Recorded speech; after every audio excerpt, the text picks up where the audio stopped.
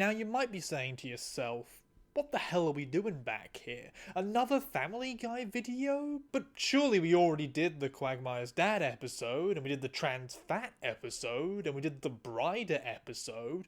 What else is there left to cover? And the answer to that question is that we still have one major thing that I never touched on in those Family Guy videos, and that lets me finish this off in a grand trilogy of sorts. That's right, in today's video we're gonna be discussing the background level of trans identity that exists within the jokes and narratives of the show when it's not being put in the center spotlight. This is very important because from it we can learn the messages and general attitude of the creators / the intended audience through how we are casually placed into things. Because that's when they are not actively thinking about how to incorporate a trans person and how this is going to reflect on them and how people are probably going to be actively criticizing it from a trans review point. But I am a woman trapped in a man's body. Oh, come on, just be gay. It's like how a cis person might act differently when they are around a trans person, being all fawning and doing their best to try and say the right things or constantly keep dropping that they're an ally, while when they are with their other cis friends who perhaps have less than positive attitudes towards trans people, they casually slide into enabling that bigotry and even engaging in it because there are not people around who they think are judging them for their actions. But there is someone around. It's me. I'm hiding in that bush, and I saw you use the T-slur and laugh when one of your friends said something really homophobic. At least that's true for the metaphor that we're using here with Family Guy. So yeah, that's the purpose of today's video. And in that effort, we are not going to be talking about just one episode. We're jumping across multiple different entries to see if we can get an image of how the writers and creators truly think and feel and want to showcase things about trans people. So with that noted, let's start with the first entry in this. That's from the Family Guy direct-to-DVD video, Stewie Griffin's Untold Story, from 2005. A straight-to-DVD feature that will soon be in the $3.99 bin. Now, this film is kind of an anthology series that came after season 4 of Family Guy, and utilises the real-world cancellation of Family Guy in 2002 to create a fake cancellation of Family Guy in the theoretical universe of the show, where the characters are all playing themselves on a show that we are both seeing and also presumably an in-universe audience is also seeing. It's a little bit of meta, multi-layered humour that has been previously used, and the main running theme of the 3 episodes that make up the DVD is a focus on Stewie Griffin suffering a near-death experience and the hijinks that come from that.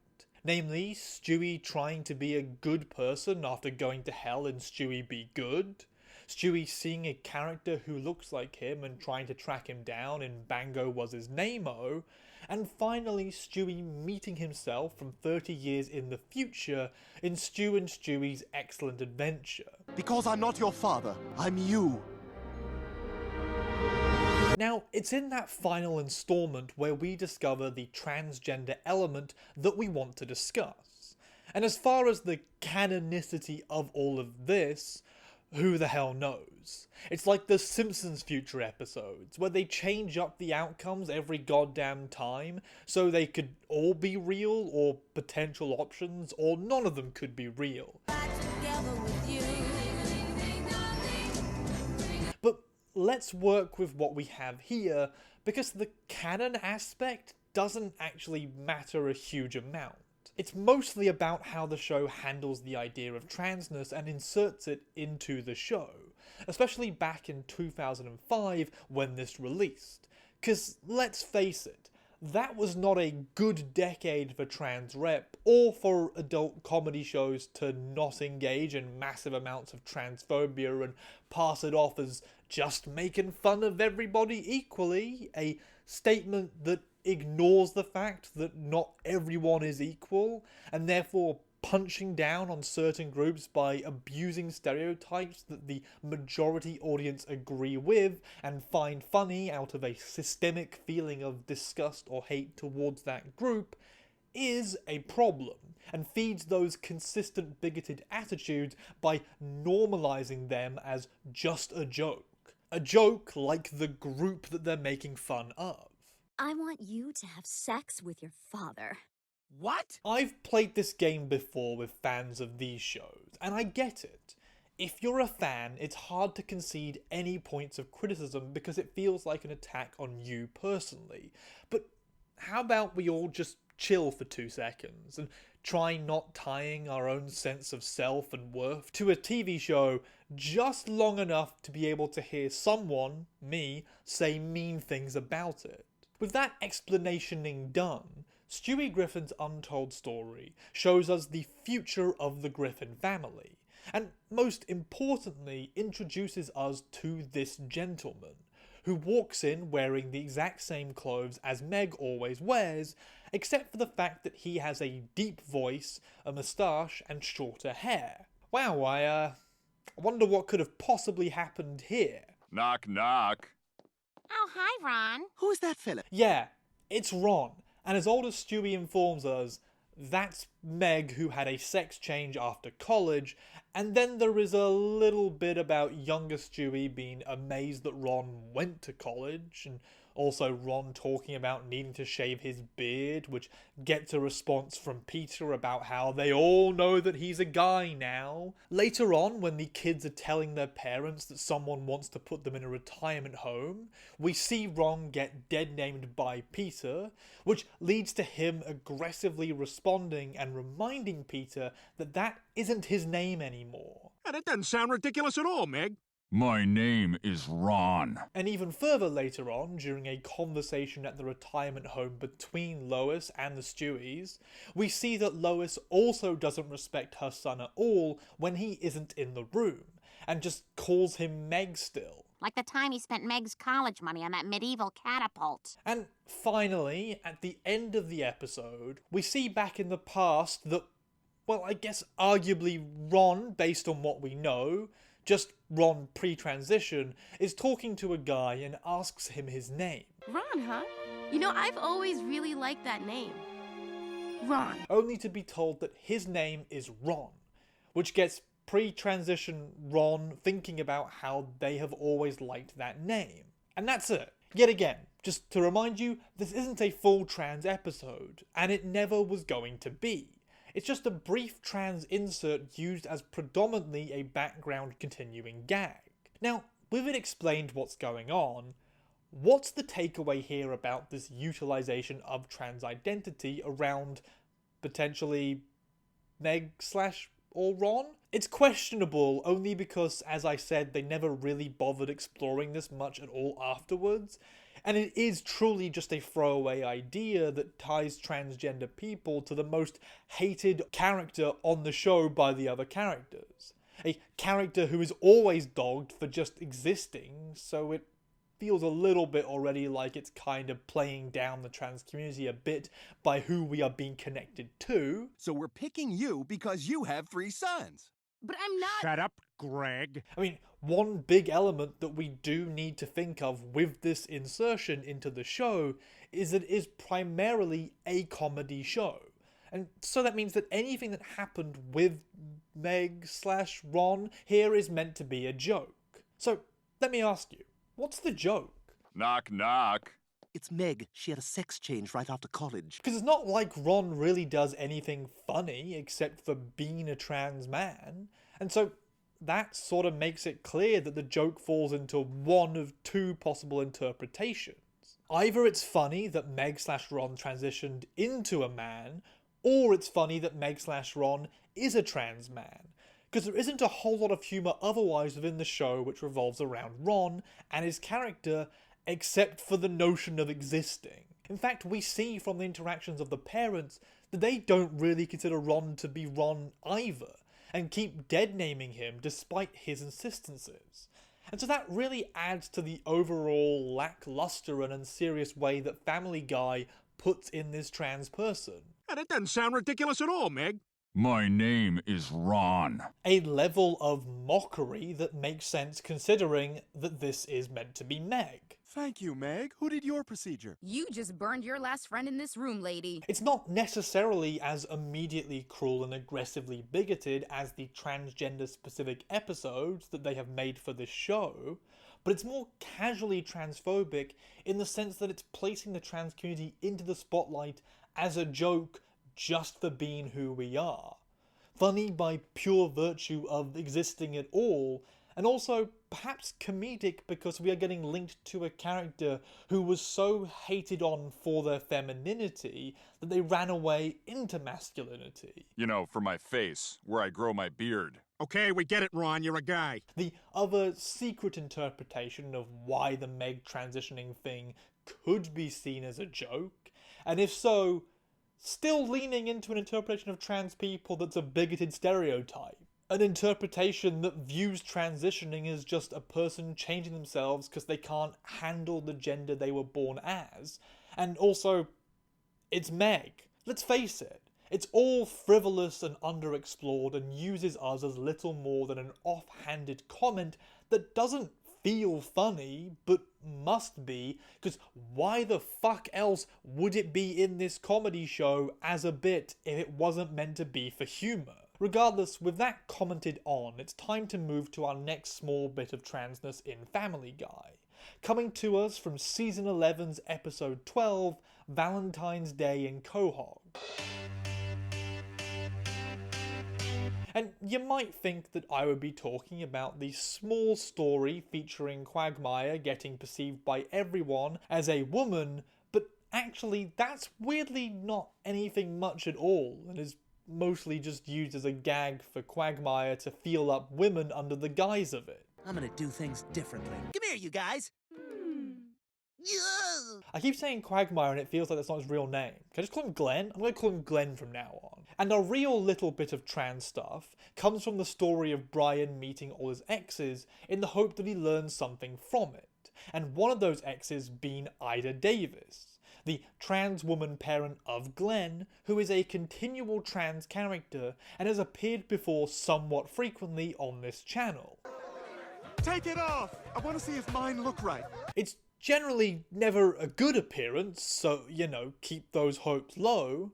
And we see her part in this romance intervention for Brian is to be the only woman in the room who stands up for him and says a nice thing, but does question his inability to come to grips with his sexuality. Something which perhaps relates to the fact that he didn't talk to her again after they had sex, because he vomited at the idea that he had slept with a guy, a mixture of transphobia and homophobia, if you hadn't noticed. What's wrong with you? I had sex with her! What? When they move to a new place, they're supposed to notify the neighborhood! A thing which leads Brian to telling her to shut up. This whole experience leads to Brian then going around the room and attacking each of the women. And when he gets to Ida, he says this specifically. You still have bits of penis left. Which is really fucking rude, and also not at all how the surgery works. I mean, look, it's very clear from the actual episodes featuring Ida Davis that the creators of Family Guy don't understand GRS, or genital reassignment surgery as we call it. And while I'm in Quahog, I plan to have a sex change operation. That thing was on there. But like, the way this is used here as a mean comment just really illustrates that fact. It's lazy. It's just lazy at the end of the day. And I feel like if they wanted Brian to dog on Ida for something trans-related, they could have at least made it a real thing, rather than engaging in the transphobic stereotype that cis people seem to hold about our surgeries and bodies afterwards, with no real evidence for it except that it fits into the disgust they feel about us. And that's it from that episode. It's just a small bit of transphobia and misinformation kinda haphazardly chucked in there, a theme that comes up pretty much every time Ida Davis appears on the screen. I Didn't want to include every single one featuring Ida Davis because it would just be me repeating myself over and over again, and I think we've heard enough of that already, but I wanted to give you at least one of them so you get the idea of what they all look like when Ida pops up. No porn at the bar. Oh, it's okay, I'm transgender. Do whatever you want all the time. And on that note, and in the interest of moving this along, our next episode is Season 18's Episode 4, Disney's The Reboot. And this time, we don't even have a trans character to talk about. No, instead we're discussing the setup and punchline for one of the jokes. Now, this is another meta episode, where the big thing is that they are trying to reboot Family Guy to work in the new world and with the new demands that exist for media and success amongst more modern audiences. Fox is now owned by Disney. We have decided that Family Guy is ready for a reboot. So of course, one of the versions of Family Guy is the Riverdale version, where everyone is jacked to hell, but also the show does a little bit of the woke stuff, but like in a corporate manner. In this case, the woke stuff that they decide to go with lampooning is the idea of a gender-fluid shower, which then gets spun into Peter Griffin talking about spreading his gender fluid everywhere in reference to semen. Putting my gender fluid in the shower. Hey, who left their gender fluid in the shower? Now, you might be saying at this point, what the fuck is a gender fluid shower? And that's a pretty fair question because, well, it doesn't make a huge amount of sense to have a shower just for a specific group under the larger trans umbrella, and that's because when they use the term gender fluid here, they don't actually mean gender fluid. They're talking about unisex. Good gender fluid shower? Great gender fluid shower. Obviously, this doesn't set up the joke about how woke these shows are as well, nor does it let them do a cum joke, but it is a bizarrely wrong thing, especially considering the fact that Riverdale doesn't actually have any gender fluid characters, or trans characters at all for that matter. I mean, the Sabrina spin-off does, but Riverdale absolutely didn't. So if this was intended as a jab at Riverdale, it doesn't make a hell of a lot of sense, and as an actual thing, it doesn't work either. The reason I wanted to talk about this was because I think it does add to that idea that I keep saying about the writers and creators of Family Guy, which is that they are really lazy and uninformed about the trans community or trans stuff, and so it often leads to them making comedy that doesn't actually make any sense, but is presumably funny to a cis audience that also don't understand anything about trans people as well. So what it's doing is reiterating incorrect ideas for the humour of an audience who will have their own incorrect attitudes reinforced by those incorrect ideas, and so the casual transphobia of Family Guy and the world continues unabated, and in the background just enough so it doesn't get noticed because they don't explicitly call someone the T-slur this time, or say that trans women deserve to be beaten up for existing. Hello, Ida. Hello, Brian. He threw up when he found out you were a monster. But these subtle little bits can also be a problem, is what I am trying to get at here. And on that note, it brings us to Season 20's Episode 19, First Blood, our final episode. Okay, Bri, watch and learn. During this episode, Stewie gets blood in his pants after an incident at a slip and slide, and believes that he is having a period, getting tricked by Brian for fun before he finally realises that he doesn't have the right setup for a period to be possible. Now, yet again, there is nothing especially trans that gets leaned into in that storyline, despite the fact that it definitely could have gone there. It mostly just mocks Stewie for his lack of biology understanding. You know what? Fine. You're pregnant. Thank you. It's just too bad you're gonna gain all that weight. But there is a moment that stands out, when the character is talking about modern youth culture. Brian tells Stewie that boys can't get periods, and in response, Stewie goes over how there aren't boys or girls anymore, that there's just a sea of chubby they-thems who are like that because they're coddled by their virtue-signalling woke parents, and that if MLK could come back and see what people were doing in his name, he would not stop throwing up. sea of chubby theys and thems, so coddled by their sanctimonious woke parents. And that's the piece that we're gonna be talking about. That's the small insert of transphobia that I kind of want to go into, because you could argue that one thing this is doing is that it's showcasing an attitude about how Stewie's understanding of basic biology is being destroyed by progressive trans attitudes, that this child is confused about periods and gender due to trans identity existing amongst young people. That's certainly one interpretation and direction that you could take for criticizing what has been said here. You are the baby! A male baby! Because for God's sake, you are not pregnant! But I actually think the thing that stands out way more from this than anything else is just the general level of vitriol that it embodies. Like, this is really, really aggressive, and said in such a straight-faced manner that it kind of just comes across like Stewie is speaking as a soapbox for what some writer thinks of as truth and reality to the woke power of the world.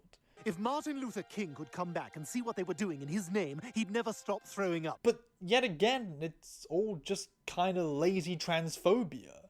It's not poking fun at realistic and real things. It's not going after a true but funny part of the trans community. It's just adopting a bigoted stereotype, hyperbolizing it, and then spreading that round like it's real. It's a good capstone for the point that I've been trying to make this whole final video on transness in Family Guy, and truly actually what I've been saying about the show every time it's come up. Whenever it comes time to do a trans joke, include a trans character, or make a trans bit, they so often employ an incredibly lazy, cruel, and just downright inaccurate level of representation that it cannot help but be harmful for how it engages with all the terrible basic casual attitudes of society towards us. I made a crumble! How thoughtful. Throw it away in the outside garbage. And that's it. I can't think of anything else to say here that would be more damning than that. So, yeah, that's Family Guy, and we should pretty much be done by now. Unless they do another trans episode at some point, I don't need to talk about the show ever again, and hopefully never think about it too. If you liked what I did here, or enjoyed what I said, or just found me to be suitable background noise, or even think that I made one good goddamn point, then that's great. That's about all that I want to achieve. If you really like it and want to show support for the channel, the best way to do that is by going to my Patreon, or going to my Ko-Fi and giving there. The names of those in my 5 drawn up category should be scrolling past the screen right now, and I'm really grateful to everybody for helping to fund what I'm doing here. YouTube ad revenue is pretty spotty and random, especially with this whole new system they put in for just arbitrary AI-generated ad selection. I have no control or say anymore where ads go in my videos, so who knows if I'm getting boned or not. And sponsorships come by about once every 3 months. So the people on my Patreon, the people in my Ko-Fi, are the ones who let me keep doing what I'm doing here as a job. All the money on that goes towards paying stuff like rent, power, internet, cat, food, cat. And all of those are super essential to letting me continue with focusing on making YouTube videos and doing all the writing, editing, recording and whatnot that I'm doing myself, as you might have noticed, because let's face it, my thumbnails are pretty basic. I don't know how to do thumbnails or titles very well at all. I'm sure there's people out there who are great at that stuff, who are like nailing it with the engagement rates or whatever. I just like making videos, and I just try and make titles that say what's happening in the video. So yeah, yet again, everyone on my Patreon is hugely important to this channel continuing onwards, and hopefully we can keep this thing going till I finally hit my big final trans representation video, and then have to figure out what I do next. Who knows? It could be anything. It's probably going to still be media analysis, honestly, actually. But anyways, aside from that, a huge thanks also goes to everybody who watched this video. You were also pretty important for telling YouTube that people like what I make, and if you want to go and click on my other videos, that is also super helpful. If you're looking for positive ones, my advice is going to the playlist for trans episodes, or looking at titles that say trans episode ofs. And if you want negative, click on the ones that openly say transphobia in the title.